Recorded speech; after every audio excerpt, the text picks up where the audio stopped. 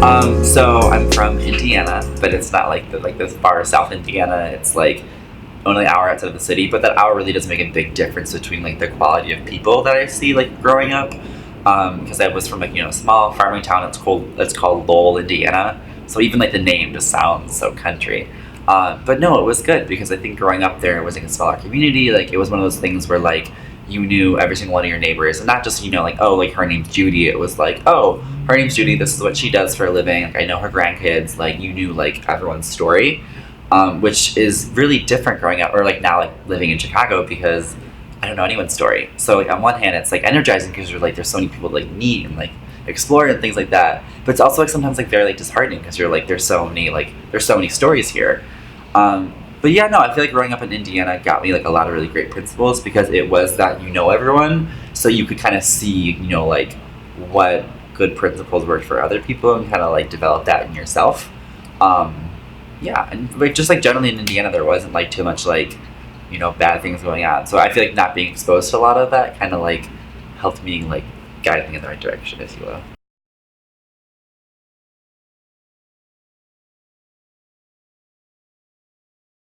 I think the weirdest thing that was hard to adjust to is I'll give you threefold. There's three main answers. The first one is train etiquette because it is. I still like. I always joke with my friends because like my friends have like grown up like in the city or even like like the really close suburbs. Like they see like the CTA, they see the red line, and they're like, no, like I'm just gonna Uber literally everywhere I go, which is great. But for me, like the train is like so romantic and so fun because it's like like when I'm on it, I'm just like I'm doing it, like I'm on the train. But train etiquette definitely is wild because you like on one hand like it'll be like a Friday at like 5 p.m. and you're packed in there like a sardine, but everyone kind of just knows like the rules of it in a way. And then also it's interesting because on like if you're there like on a Saturday at like 1 p.m. there could be someone like screaming on the train, but just no one pays attention to it. And it's always so funny because I always just think like if my mom was sitting next to me, what would she do? Because she's like Indiana through and through. So it's always funny when I put it like in that way. That just makes me laugh. And then I think the second biggest like weird thing that was like kind of hard to adjust to is here I feel like everyone always has so much going on that there's a difference between in Indiana like everyone has like time to like stop and like talk to you for like 15 minutes. Like if they're like oh like we're just one at the grocery store, great, let's talk about our entire week and let's talk about everything. But here, if you run into someone, it might just be like a wave and then they're gone because they have a meeting in 5 minutes or they have like something to do, which is weird because like it's so much harder to cultivate like those really deep, like meaningful relationships because like that the 15 minutes just isn't there, which is like really like weird to adjust to. But I think it puts like a lot of people in like very interesting spots because then when you carve out that time, you're like, this is the time that we're gonna use because it's the only time that I have this week. And I think the third thing that was like really hard to like adjust to, like inclusion wise, was kind of just like the fact that there's like such a wider breadth of people here, because I'm from Indiana, like there's just like you have like the farmer, the farmer's wife, and like it was kind of like the entire like Thomas the other way. You have the farmer and the farmer's wife, so it's definitely there was like a one kind of molded person, and like granted there were still variations because you had like my graduating class was like 200 people, so it's not the smallest, not the biggest. But here, there like is no mold. Like there's no like way for one person to live. Like if you're just sitting out at lunch, you can see a man in heels walk by. You can see someone like like a paraplegic in a wheelchair go by, and no one's heads turn. Nobody's like, oh my god, like that's crazy, that's weird, because it's just the normal here. Because there's no one like true Chicagoan. It's just whoever happens to live in a Chicago area code and have a 312 or 773 number.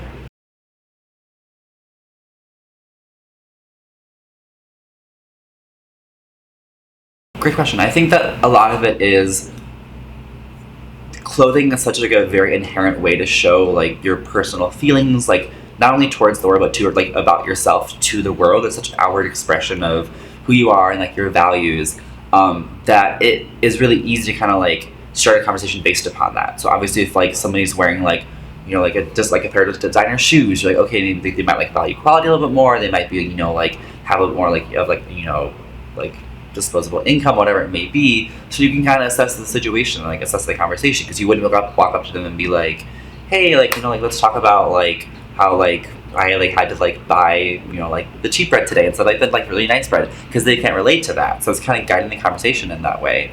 And I think as well that fashion is such an inherently visual kind of aspect of people's lives that the people that are really, really into it, and that I'm like, oh, like I see that you're wearing like the latest shoes that like GQ wrote about or something like that.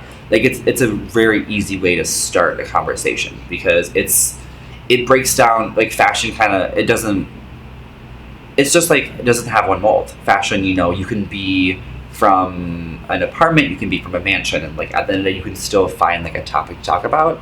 And I think another thing that's interesting too is not being New York and not being LA. We're in a very interesting spot because a lot of people here are like appreciate fashion and they appreciate like the visual arts behind it, like the styling behind it, and just like all that it is, but they might not necessarily be like wearing it, or they might necessarily be in a position to be able to afford it or like buy it, which is fine, and it gives such a great value to the conversation because then it becomes more or less of a conversation about like, oh, this is cute, isn't it? It becomes like, let's talk about like the hours and hours that went behind it and like the mastermind who like created it and designed it. And I think also too that Chicago is like a very practical city. So you're not going to be seeing people like running around in like Louboutins because if there's 3 inches of snow outside, that's just not feasible. And it's just I feel like everyone also has like a Midwest attitude, so it's very like laid back, very relaxed, and yeah, I think that factors in.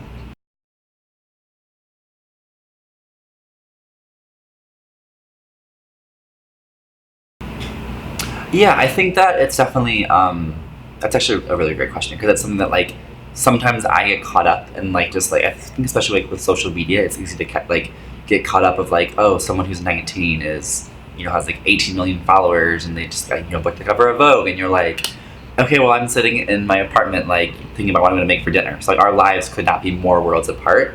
But I think it's just sitting back and being like, you know what? Like, am I happy where I am? Am I at least smiling once a day? Like, if you're at least smiling once a day, you're doing great. Like, you're happy. You're fine. Even if like something you feel like maybe like not like the most ideal financial situation, or if you're just like maybe not like if you're like, oh, okay, I could spare to lose a couple of pounds. You're still smiling every day, and you're still happy, and you're living, and that's more than some people can say. So I think just taking a step back and realizing, like I'm doing good, like I'm doing great, I'm where I'm supposed to be, and also just sometimes realizing too that like you don't have all the power, like you don't know where you're going to be in 5 years. You never know what's in the cards for you. You never know what that next like flip over might be. For all you know, it could be you meet Beyonce and you suddenly become like her hairstylist, or it could be you have like a great idea while you're showering one day for the next $1 million product. You never know necessarily what's on the horizon. So I think having that little bit of ambiguity in mind is like refreshing and it's like reassuring.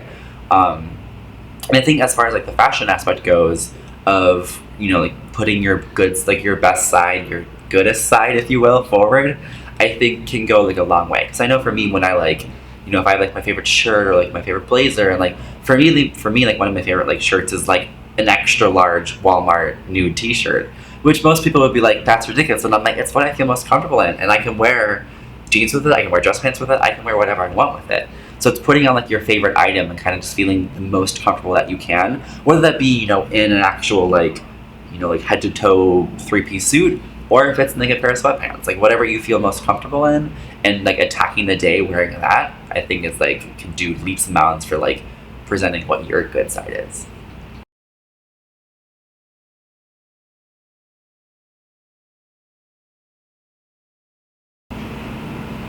I feel like I'm gonna tell you a story, and this story like most like I tell it to people, and like they usually like they either get it and I'm like, you are a good person, or they don't get it and I'm like, we have some work to do. Because so I was walking down the street and I was with some friends, and it was like a Saturday morning, just like I think we were going to like brunch or something, and we walked by the Loyola Library here, and there's a big window in the front, and there's a bunch of tables where people can sit. And I was walking by, and we were waiting for like the crosswalk to change. So I just waved at someone in the library because I'm like, I'm just gonna wave. Like, why not? What bad could happen out of it? And it was like because there was like one very specific guy that was the only person in the library on Saturday morning studying. So I was like, I'm gonna wave to him. But like the outside is saying hello. So I waved, and he like, looked up from his books, and it took like a good 5 seconds, but then he waved back. And after he waved back, I like screamed first of all because I was like, oh man, he waved back. And then for the rest of the day, I told everyone, I was like, can you guys believe that he waved back? Like, that's crazy. So I think my advice is a good person who's like going to wave back. Because some people are like, well, why'd you even wave to him? And I'm like, well, why do we do anything? Why do you, hold the door for someone in an elevator? Why do you press the door close button when someone's coming? It's all about, like, because for me, like, that wave was like, like, hey, like, you're studying, like, hi, like, good job, like, you're doing great. Or for him, it could have been, like, for all I know, he could have been in the library on a Saturday because maybe he failed a test on Friday, so he's taking it on Monday. Or maybe he was just like, I'm gonna go do a lot of drinking tonight, so I have to study in the morning. Like, you never know the story. But for me, the wave was just like, I don't know. It was like a moment of like genuine, like, human. Because I didn't know him, he didn't know me. Like, but we still waved.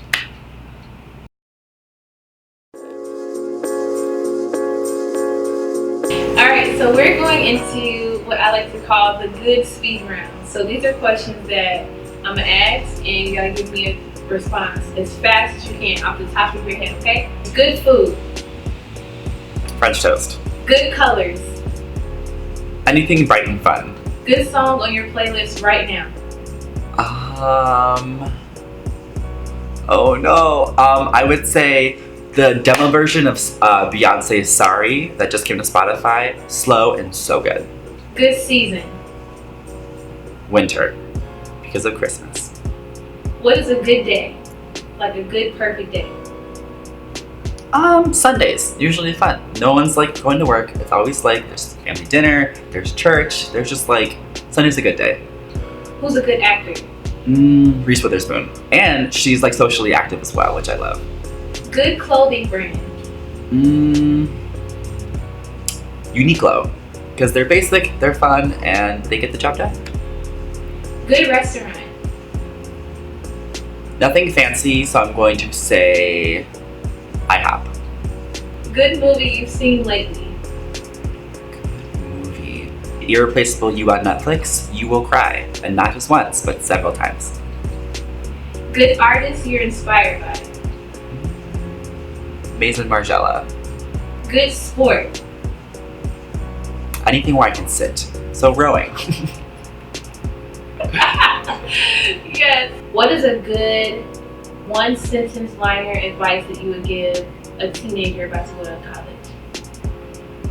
I think the sentence I would give would be, don't stress about what's going to happen after college, because there are jobs that have not even been created yet. And you will get one of those, and you will be the future of America. Thank you, Costen. I appreciate you so much. This was fun. Thank you.